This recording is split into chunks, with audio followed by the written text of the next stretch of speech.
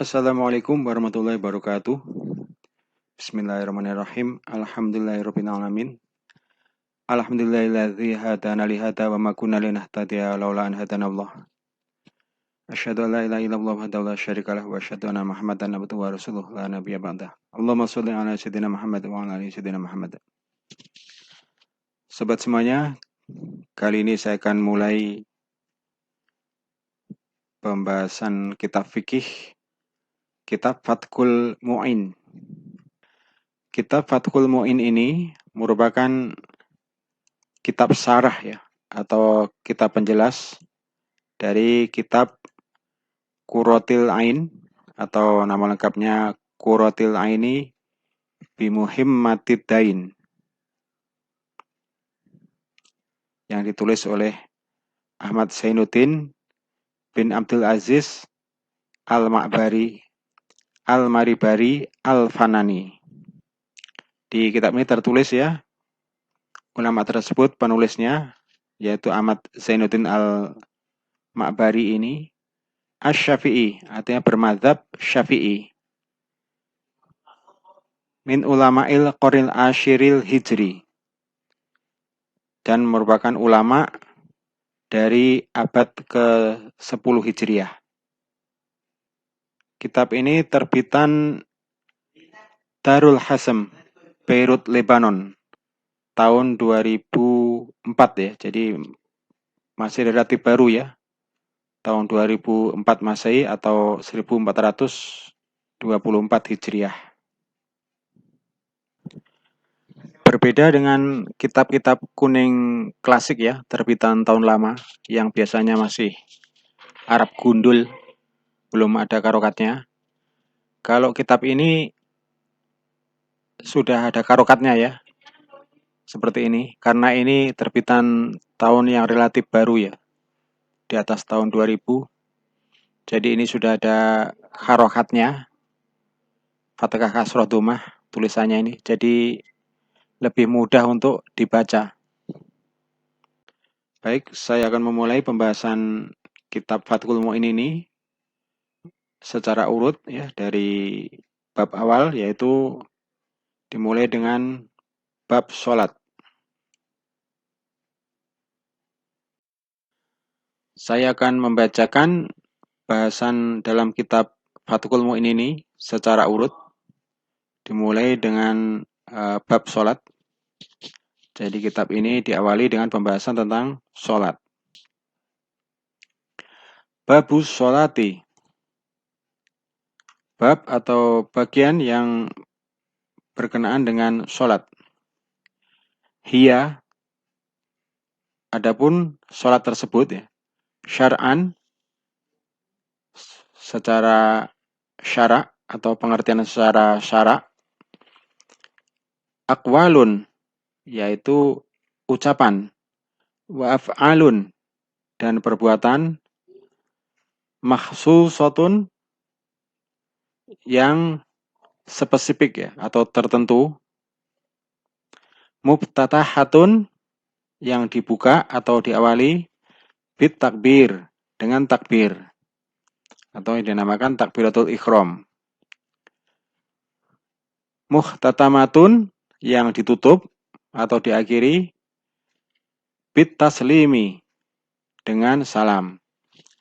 Jadi secara syara' pengertian sholat ini adalah ucapan dan perbuatan yang tertentu ya, dengan tata cara tertentu, yang diawali atau dibuka dengan takbiratul ikhram dan ditutup atau diakhiri dengan salam. Wa summayat bidzalika, dinamakan demikian itu ya, sholat tersebut, la istimaliha, karena di dalamnya tercakup ala sholatil lughah,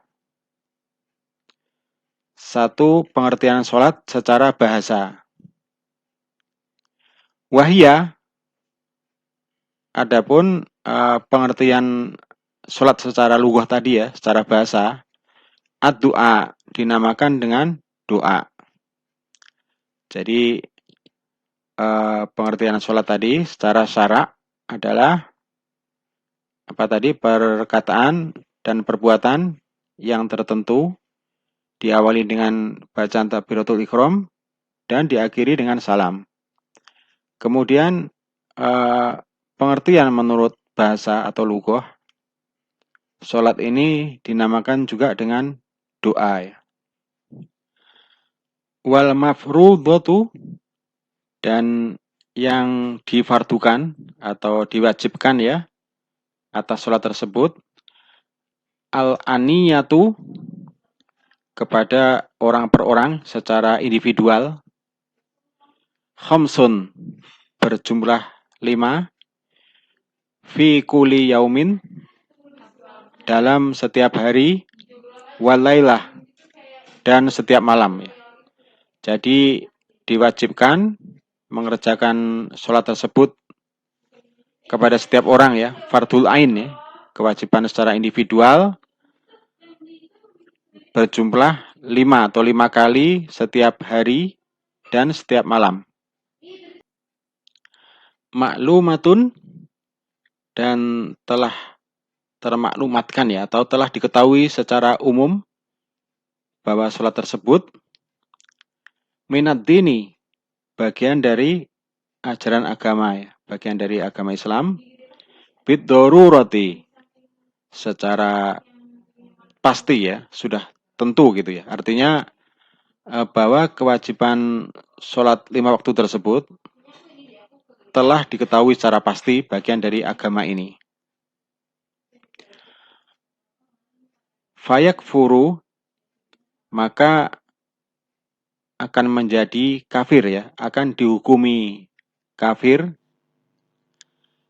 jahiduha, siapa-siapa yang menentang ya, atau menolak kewajiban sholat tersebut. Walam tajtami', dan tidak dijumpai pelaksanaannya ya, hadil khomsi, atas 5 sholat fardu tersebut, li ghairi nabiyina Muhammadin sallallahu alaihi wasallam, pada selain Nabi kita Muhammad sallallahu alaihi wasallam. Artinya kewajiban melaksanakan sholat fardu 5 waktu ini tidak ditemukan ya, atau tidak dijumpai selain di ajaran Nabi kita Muhammad sallallahu alaihi wasallam. Dan pastinya perintah kewajiban melakukan sholat ini ada pada setiap nabi, sejak zaman Nabi Adam hingga Nabi Muhammad. Namun sholat yang jumlahnya 5 kali sehari semalam ini, menurut kitab Fathul Mu'in ini hanya ada pada Nabi Muhammad, tidak dijumpai di selainnya. Artinya di nabi-nabi sebelumnya sholatnya bisa saja lebih banyak atau lebih sedikit ya dari 5 kali. Tidak disebutkan, dan saya juga tidak tahu ya berapa sholat di zaman Nabi Musa, zaman Nabi Isa, dan sebagainya. Di kitab ini hanya disebutkan bahwa tata cara sholat sebanyak 5 kali dalam satu hari semalam ini hanya ada pada Nabi Muhammad SAW. Wa furidot, dan telah difardukan atau diwajibkan pelaksanaan sholat 5 waktu tersebut Lailatul Isra, pada malam Isra, ba'dan nubuwati bi asyri sinina, yaitu setelah 10 tahun kenabian, wa salasati asyhuri, dan 3 bulan. Artinya malam Isra ini yaitu malam setelah 10 tahun kenabian lebih dari 3 bulan. Atau 10 tahun 3 bulan ya setelah kenabian. Lailata sab'i wa isrina mir Rajab, yaitu tepatnya terjadi pada malam ke-27 dari bulan Rajab. Walam tajib, dan tidak diwajibkan ya atas sholat 5 waktu tadi. Subha yaumi, pada pagi hari, di hari itu, artinya di waktu subuh itu.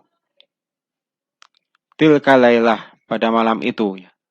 Artinya pada pagi hari di malam itu belum diwajibkan melaksanakan sholat itu ya. Artinya di pagi hari setelah Nabi Muhammad SAW pulang dari perjalanan Isra. Li adama, karena ketidakadaan, al ilmu, ilmu atau pengetahuan, bi kaifiyatiha, beserta tata caranya ya. Jadi intinya pada pagi hari itu ya, di waktu subuh harusnya kan melaksanakan sholat subuh ya. Tetapi di waktu itu ketika Rasulullah pulang dari perjalanan Isra di waktu subuh belum melaksanakan kewajiban ini karena belum ada ketentuan ya tentang tata caranya, atau belum ada ketentuan dari Allah tentang petunjuk teknisnya ya, bagaimana tata cara pelaksanaan sholatnya. Baik, saya lanjutkan dengan paragraf berikutnya. Masih pembahasan tentang kewajiban sholat ini ya. Innama tajibu, ya, sesungguhnya telah diwajibkan al-maktubah, kalau mana tekstualnya maktubah ini yang tertulis ya atau ditentukan ya. Tapi definisi maktubah ini adalah di kalimat berikutnya ya. Adapun pengertian dari maktubah adalah as-sholatul khomsu, sholat yang jumlahnya 5. Jadi ternyata maktubah ini nama sholat ya. Bisa dinamakan sholat maktubah, yaitu sholat wajib yang 5 waktu. Ala kulli muslim, jadi diwajibkan tadi ya atas setiap muslim. Mukallafin, yang mukallaf.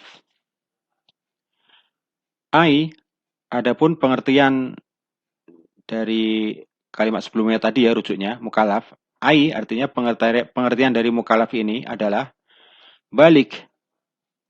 balikin, seorang yang telah balik ya, atau bahasa sederhana kita adalah telah dewasa. Akilin, berakal. Zakarin au ghairihi, laki-laki atau selainnya. Jadi baik laki-laki, perempuan atau selainnya. Tohirin, yang suci. Suci maksudnya ini suci dari hadas besar maupun hadas kecil. Jadi yang berhadas harus bersuci dulu, baru wajib melakukan sholat. Jadi kewajiban sholat ini intinya adalah diwajibkan kepada setiap orang laki-laki, perempuan dan sebagainya yang balik, berakal, dan suci.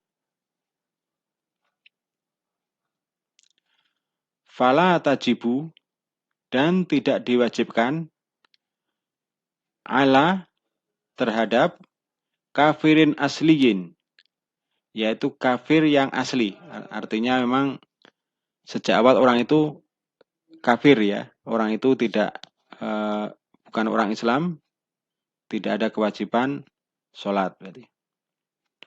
Wasobiyin, dan anak kecil ya, yang belum dewasa juga tidak diwajibkan oleh sholat.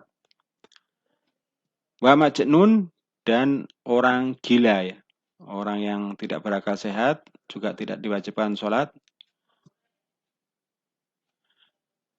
Wa mukman alaih, dan orang yang terhadapnya terkena penyakit ayan atau epilepsi ya. Wasak roni bila ta'ad. Dan orang yang mabuk tiada henti ya, terus menerus mabuk sehingga kehilangan akal. Li adama, maka tidak ada taklifihim,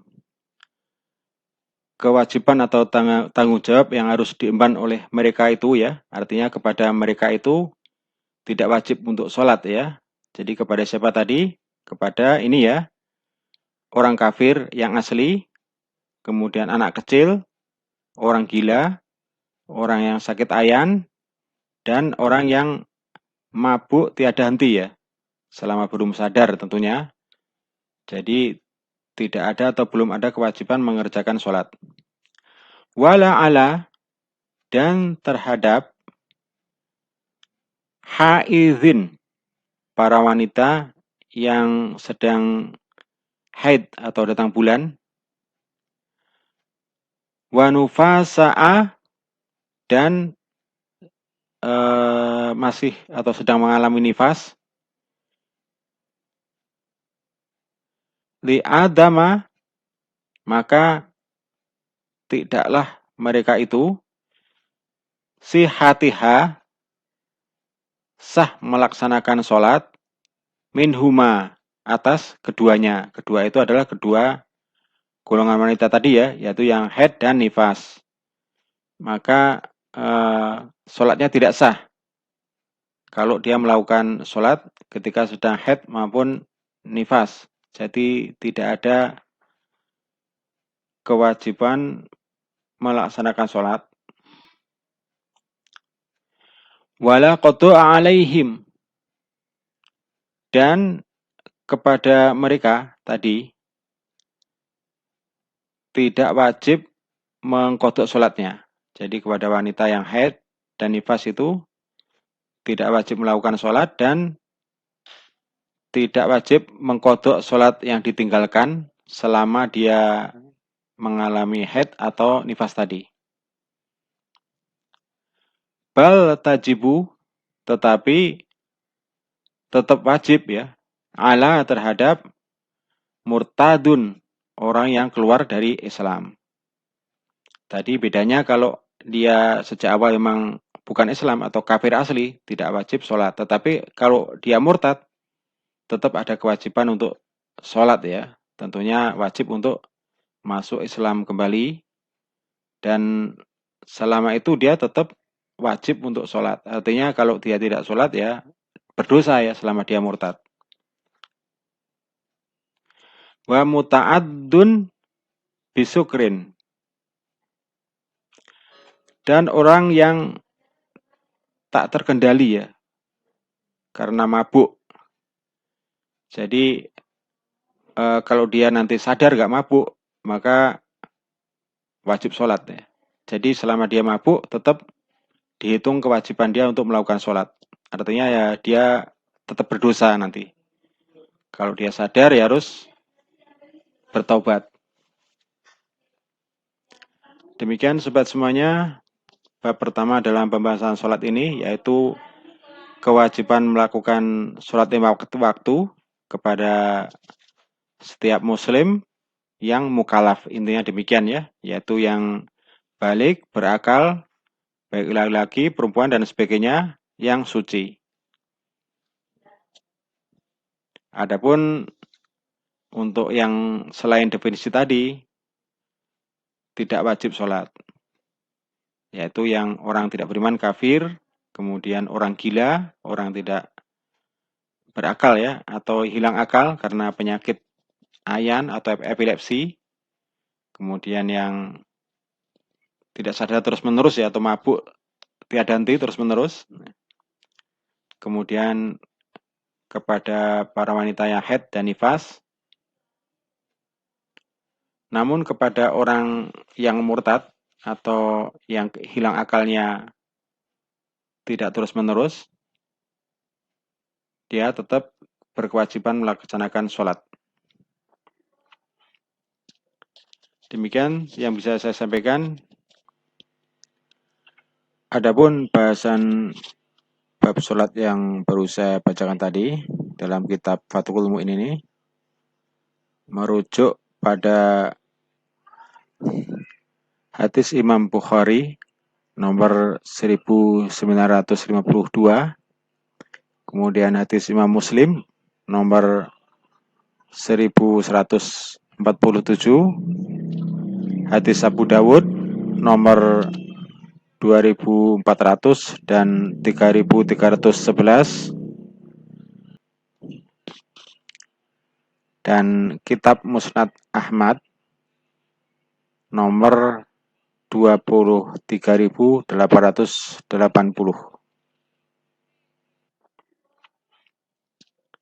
Demikian yang bisa saya sampaikan. Insya Allah akan saya lanjut pembahasan berikutnya di pertemuan berikutnya. Masih tentang bab sholat. Al-haqqu min rabbika fala takunanna minal mumtarin. Segala kebenaran adalah datang dari Allah, maka janganlah kita ragu untuk mengikutinya. Dan segala kesalahan adalah datang dari kekilafan dan kebodohan saya sendiri. Saya tutup pertemuan ini dengan doa kafaratul majelis. Subhanakallahumma wa bihamdika asyhadu an la ilaha illa anta astaghfiruka wa atubu ilaik. Wassalamualaikum warahmatullahi wabarakatuh.